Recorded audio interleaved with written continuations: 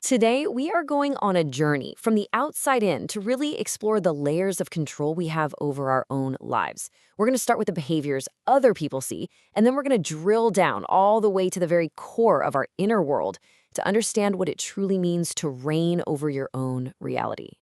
So let me just ask you, do any of these sound familiar? You find yourself talking through a problem out loud, maybe when you think no one's around? Or you crave taking a long walk all by yourself? Or maybe you're that person who almost never posts about your life on social media. Now, on the surface, these things can look kind of strange, right? But what if they're not what they seem at all? You see, these habits aren't just random quirks. They're actually a kind of secret language. They're signals from a much deeper, more complex operating system. And they're telling a story about what's really going on inside. And this is where we have to reframe everything. That talking to yourself, that's not weirdness. Psychologists actually call it verbal reasoning. It's your brain's way of organizing incredibly complex ideas.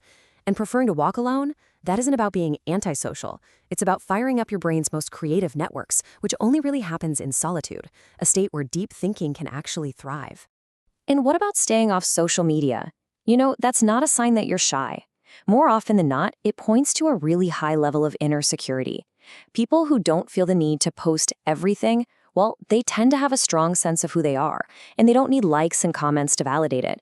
They get the whole digital illusion of social media, and they make a conscious choice to protect their own mental space and their own peace. Okay, so if our behaviors are signals, then they're being sent by an underlying machine, our brain.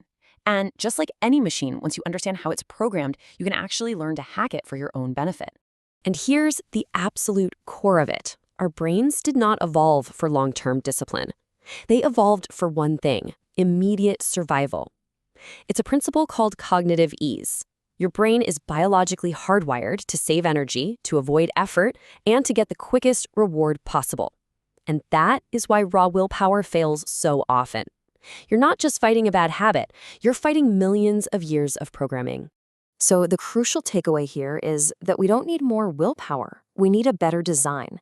And this is where James Clear's brilliant framework comes in. You see, real discipline isn't about forcing yourself to do something. It's about designing an environment where the right choice is actually the easiest one.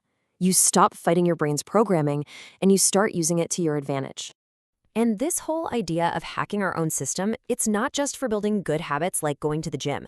It is absolutely crucial for something we all desperately need: recovery. So let's apply this same design thinking to one of the most critical systems we have: our sleep. You can literally engineer a better night's sleep. By keeping a consistent schedule, you're training your body's internal clock. By planning to wake up at the end of a 90-minute sleep cycle, you avoid that awful groggy feeling.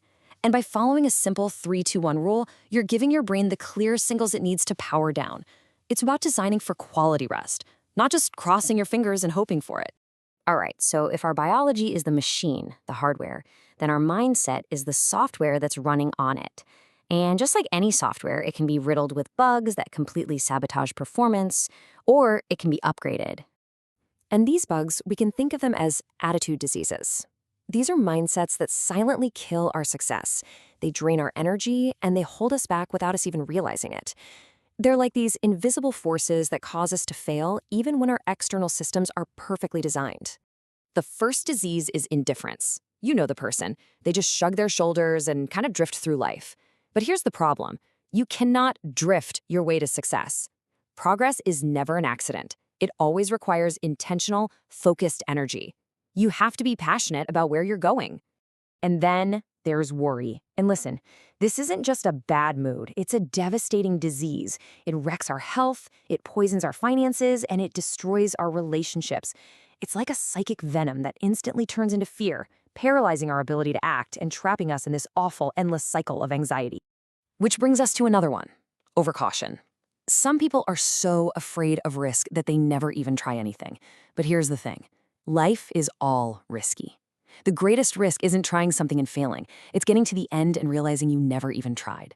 So don't ask for security. Ask for adventure. So what on earth is the antidote to these crippling attitudes? How do you cure the mindset that's holding you back from everything you want?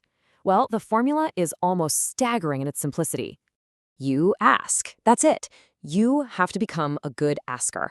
You must define what you want clearly, specifically, and with total faith. Success isn't in short supply. It's like an ocean out there. The only question is whether you're showing up to it with a teaspoon or a bucket. And now we go to the final, deepest layer. We're going beyond behavior, beyond systems, and beyond mindset.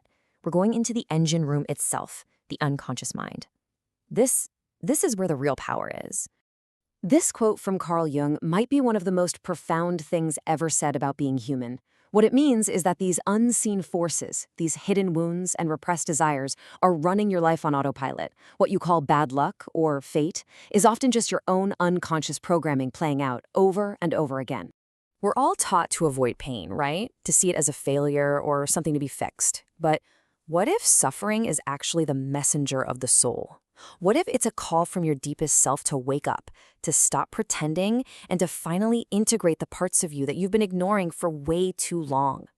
The pain isn't the problem. It's the signal that something has to change. Think about this. Your mental and emotional energy is a finite resource. It's like psychic fuel. And every single time you react impulsively, get drawn into a pointless argument, or say yes when you really mean no, you are burning that fuel.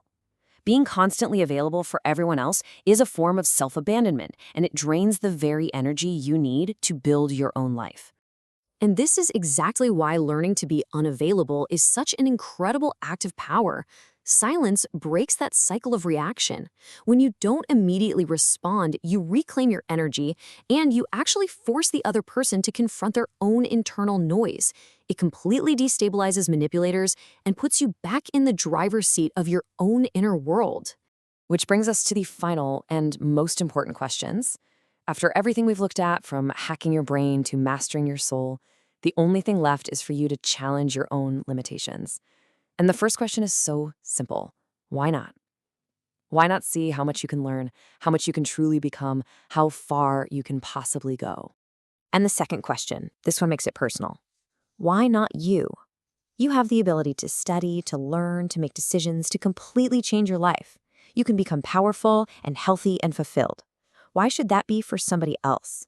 Why not you? And finally, the most urgent question of all, why not now?